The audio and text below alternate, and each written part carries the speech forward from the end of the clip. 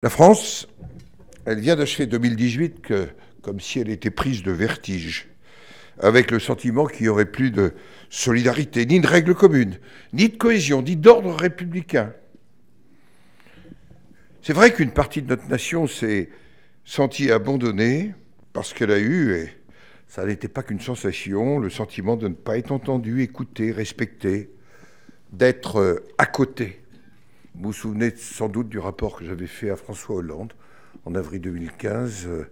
Guilly sortait à ce moment-là son livre sur la France périphérique et moi-même m'inquiétais de cette France qui n'est pas que rurale, d'ailleurs, qui a le sentiment d'être à côté, que nous avons retrouvé en décembre, en novembre et en décembre sur un certain nombre de ronds-points.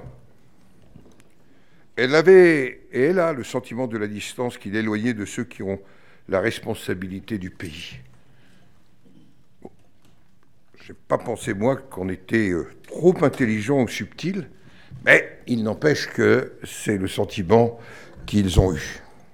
Au fond, ils ont été loin de la France qui travaille, les responsables, mais ne protestent jamais, celle qui paye toujours et reçoit moins, celle qui a le sentiment de l'inéquité fiscale, celle qui subit les grèves, les blocages et les retards dans une résignation qui ne pouvait plus durer. Nous devons tous regarder dans les yeux cette France-là. La regarder dans les yeux, c'est comprendre, mais ne jamais accepter l'inacceptable. Président, vous l'avez évoqué, un des éléments d'inacceptable, le désordre, les saccages, les violences, la surenchère des revendications, et cette question des libertés, mais aussi parfois l'expression de haine. Pour ma part, je perçois 3 attentes pour cette nouvelle année. Un besoin d'autorité, un besoin de dialogue, un besoin de cohésion. 3 attentes, c'est le respect de la loi de la République exercée par celles et ceux qui ont la charge de la mettre en œuvre, le respect des règles communes.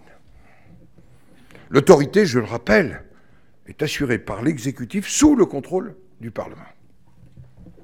Dialogue, je crois à la vertu du dialogue. Un dialogue fait de vérité, un dialogue qui peut être fait de désaccords, de recherche de compromis, parfois d'affrontements.